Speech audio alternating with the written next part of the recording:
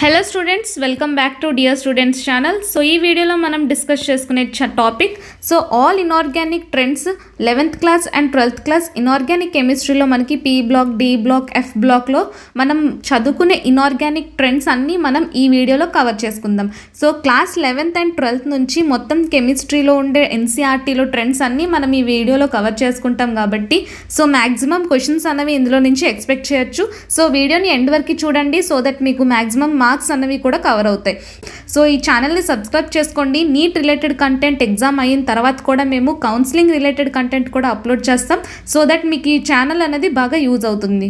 So ఇక్కడ మీరు చూడొచ్చు, ప్లేలిస్ట్ వైజ్గా మేము అప్లోడ్ చేసాం physics, chemistry, biology and NTA నుంచి ఎటువంటి నోటిఫికేషన్స్ వచ్చినా సరే admit card and centre city గురించి మేము ఈ ఛానల్లో అప్డేట్ చేస్తూ ఉంటాం. సో సబ్స్క్రైబ్ చేసుకోండి అండ్ షేర్ చేయండి మీ ఫ్రెండ్స్కి. ఈ వీడియోని ఎండ్ వరకు చూడండి. ఇన్ఆర్గానిక్ ట్రెండ్స్ మ్యాక్సిమం ఎన్సీఆర్టీలో ఉన్నవన్నీ మ్యాక్సిమం మీకు కవర్ అయిపోతాయి. సో ఫస్ట్ ఆఫ్ ఆల్ మనం మాట్లాడుకుందాం trends. So stability of a hydrides 1A group ఎలిమెంట్స్లో స్టెబిలిటీ ఆఫ్ ఎ హైడ్రైడ్స్ అడిగినట్లయితే లిథియంకి ఎక్కువ ఉంటుంది, తర్వాత sodium, potassium, rubidium and caesium. So ఇప్పుడు నేను చెప్పే ప్రతి ఒక్క ఇంక్రీజింగ్ ఆర్డర్, డిక్రీజింగ్ ఆర్డర్ మీరు ఆన్ ద టిప్స్ ఉండాలి సో దట్ మీరు మాక్ టెస్ట్ రాసేటప్పుడు కూడా మీరు ఫాస్ట్గా బిట్ అన్నది అటెంప్ట్ చేయొచ్చు. సో ప్రతి ఒక్కటి మీరు గుర్తుపెట్టుకోండి. సో ఇక్కడ డిస్కస్ చేసేది ప్రతిదీ ఎగ్జామ్లో వచ్చే ఛాన్సెస్ ఉన్నాయి. So colour of a flame కూడా మీరు గుర్తుపెట్టుకోవాలి. ఇది 1A గ్రూప్ ఎలిమెంట్స్లో మనం ఎస్ బ్లాక్ ఎలిమెంట్స్లో చదువుకుంటాం. సో వాటి ఇంక్రీజింగ్ ఆర్డర్ కూడా మీరు గుర్తుపెట్టుకోవాలి. అండ్ మెల్టింగ్ పాయింట్ మనకి ఎలా ఉంటుందంటే lithium, sodium, potassium, rubidium and caesium. So ఇక్కడ బేసిక్ నేచర్ ఆఫ్ హైడ్రాక్సైడ్స్ చూసుకోవచ్చు. మనకి సీజియంకి ఎక్కువ ఉంటుంది. So caesium hydroxide, rubidium hydroxide, potassium hydroxide, తర్వాత సోడియం హైడ్రాక్సైడ్, తర్వాత lithium hydroxide. So hydration energy మనం చూసుకున్నట్లయితే lithium, sodium, potassium, rubidium and caesium. So ఇది ఇంపార్టెంట్. అండ్ రెడ్యూసింగ్ క్యారెక్టర్ మనకి ఇలా ఉంటుంది. And stability of a +3 oxidation state. So ఈ S block and D block, P బ్లాక్లో మనకి stability of +1 or +3 oxidation states అడుగుతుంటాడు. సో ఇది కూడా ఇంక్రీజింగ్ ఆర్డర్ చాలా ఇంపార్టెంట్. సో ఇక్కడ మనం +1 ఆక్సిడేషన్ స్టేట్ చూసుకున్నట్లయితే గ్యాలియం కంటే, ఇండియం కంటే తెహలియంకి ఎక్కువ ఉంటుంది. సో ఇది కూడా మీకు అడిగే ఛాన్సెస్ ఉన్నాయి. అండ్ స్టేట్మెంట్ బేస్డ్ క్వశ్చన్స్లో పీవైక్యూలో ఫ్రీక్వెంట్గా అడిగిన క్వశ్చన్ ఇది. సో ఇక్కడ stability of a +1 oxidation state.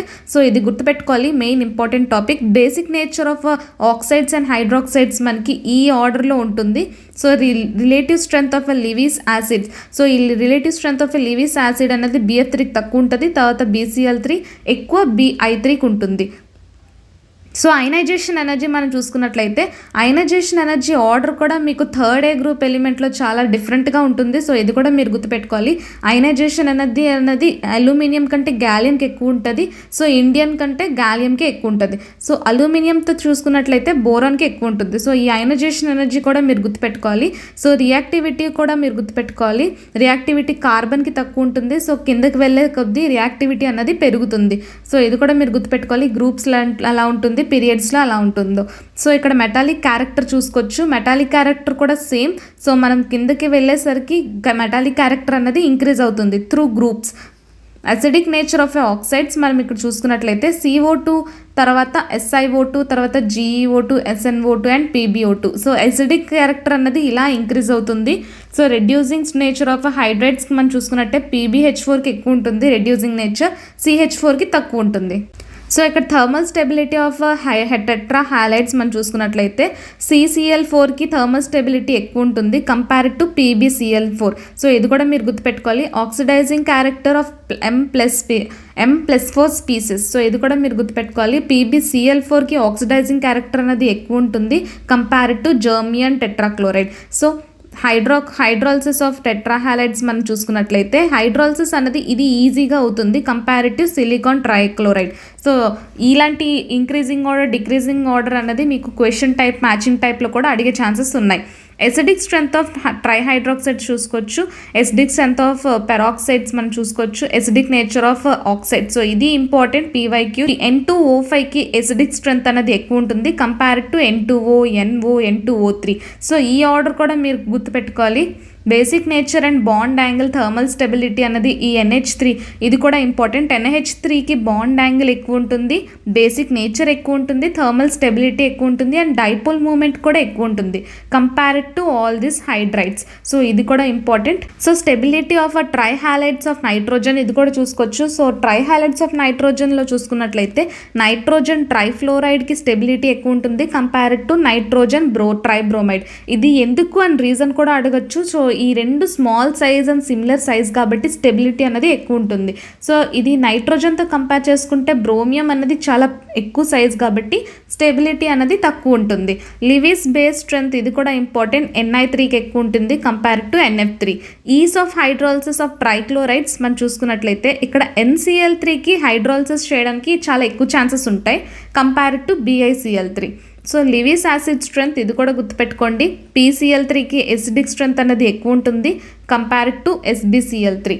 So Lewis acid of phosphorus ట్రైఫ్లోరైడ్స్కి ఇలా ఉంటుంది. PF3కి ఎక్కువ ఉంటుంది కంపేర్ టు PCl3, తర్వాత BF3, తర్వాత PI3.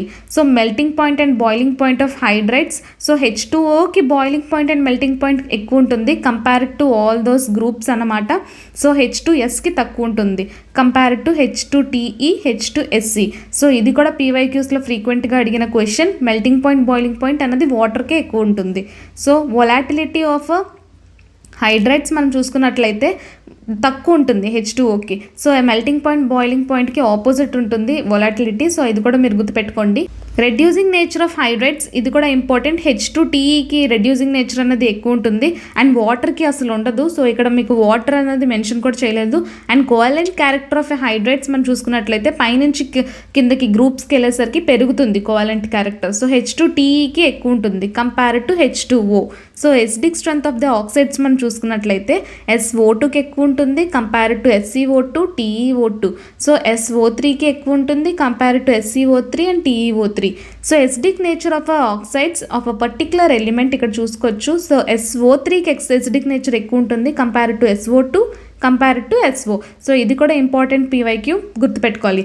ఆక్సిడైజింగ్ పవర్ అన్నది మనం హాలోజన్స్లో చూసుకున్నట్లయితే F2కి ఎక్కువ ఉంటుంది కంపేర్ టు Cl2, తర్వాత Cl2 తర్వాత Br2 తర్వాత I2. సో ఇది important PYQ. Solubility of halogen in water ఇది కూడా అడగచ్చు. ఫ్లోరిన్కి ఎక్కువ ఉంటుంది compare to chlorine, compare to bromine and iodine. So reactivity of halogen ఇక్కడ మనం చూసుకోవచ్చు. ఫ్లోరిన్కి ఎక్కువ ఉంటుంది compare to chlorine, bromine, iodine. So enthalpy of hydration అన్నది మనకి ఫ్లోరిన్కి ఎక్కువ ఉంటుంది compare to chlorine, bromine, iodine. Ionic character కూడా మీరు గుర్తుపెట్టుకోవాలి. ఇక్కడ MFకి ఎక్కువ ఉంటుంది. మెటల్ M అంటే మెటల్కి ఫ్లోరిడ్కి అయోనిక్ క్యారెక్టర్ ఎక్కువ ఉంటుంది compare to chlorine, bromine, iodine. So ఇక్కడ మీరు చూసుకోవచ్చు reducing character of halogen ion. So ఇక్కడ మనకు ఎక్సెప్షన్ అన్నది ఉంటుంది. అయోడిన్కి రెడ్యూసింగ్ క్యారెక్టర్ అనేది ఎక్కువ ఉంటుంది, తర్వాత బ్రోమిన్కి, తర్వాత క్లోరిన్, తర్వాత ఫ్లోరిన్. సో ఇక్కడ acidic strength of halogen acids మనం చూసుకున్నట్లయితే HIకి ఎక్కువ ఉంటుంది కంపేర్ టు HBr, తర్వాత HCl, తర్వాత HF. సో ఇది మెయిన్ ఇంపార్టెంట్. సో ఇక్కడ ఎసిడిక్ స్ట్రెంత్ అంటే మనం H+ అయాన్ అనేది ఏది ఈజీగా ఇస్తుందో దానికి ఎసిడిక్ స్ట్రెంత్ అనేది ఎక్కువ ఉంటుంది. సో అలా మీరు గుర్తుపెట్టుకోవాలి. సో ఈ HIలో మనకి ఈ H బాండ్ అనేది ఈజీగా బ్రేక్ అయిపోతుంది. Reducing property of hydrogen halides మనం చూసుకున్నట్లయితే HIకి ఎక్కువ ఉంటుంది reducing character. So compare to HF. So ఇది కూడా PYQస్లో ఇంపార్టెంట్గా అడిగిన టాపికే. ఆక్సిడైజింగ్ పవర్ ఆఫ్ ఆక్సైడ్స్ చూసుకున్నట్లయితే మనకి సో ఇక్కడ Cl2O. సో ఇక్కడ మీరు చూసుకోవచ్చు ఆక్సిడైజింగ్ పవర్ అంటే మనం ఇక్కడ ఆక్సిడేషన్ నెంబర్ దేనికి ఎక్కువ ఉంటే ఆక్సిడైజింగ్ పవర్ దానికి ఎక్కువ ఉందని చెప్పచ్చు.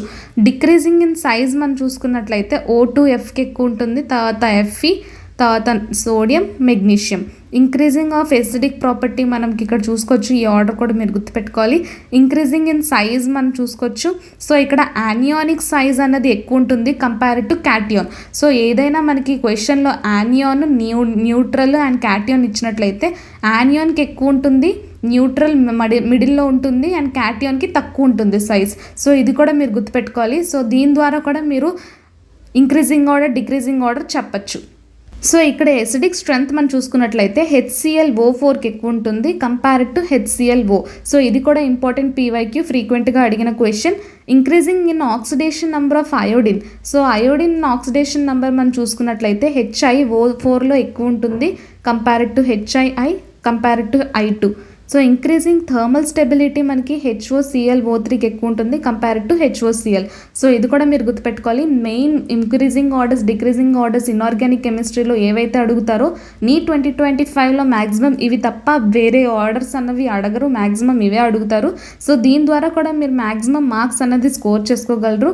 సో సెక్యూర్ చేసుకున్నారు ఇన్ఆర్గానిక్ కెమిస్ట్రీలో. సో ఇలాంటి వీడియోస్ కోసం మా ఛానల్ని సబ్స్క్రైబ్ చేసుకోండి, ఫ్రీక్వెంట్గా చెక్ చేస్తూ ఉండండి అండ్ మీ ఫ్రెండ్స్కి కూడా షేర్ చేయండి. మీకు ఇంకేమైనా డౌట్స్ ఉంటే, మీకు ఏమైనా వీడియోస్ కావాలంటే కమెంట్ సెక్షన్లో కమెంట్ చేయండి.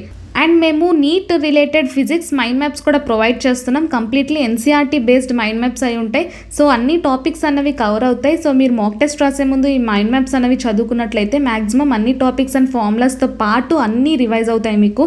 సో ఫిజిక్స్లో మ్యాక్సిమం చాలామంది రివిజన్ చేయడానికి ఇబ్బంది పడుతూ ఉంటారు. సో ఈ మైండ్ మ్యాప్స్ అనేవి చాలా హెల్ప్ అవుతాయి. ఓన్లీ జస్ట్ 99 రూపీస్కి మాత్రమే మేము సెల్ చేస్తున్నాం. సో ఒకవేళ మీకు కావాలంటే ఈ నెంబర్కి వాట్సాప్ చేయండి సో దట్ మేము మీకు కాంటాక్ట్ అవుతాం. Thank you so much. Subscribe our channel for more videos.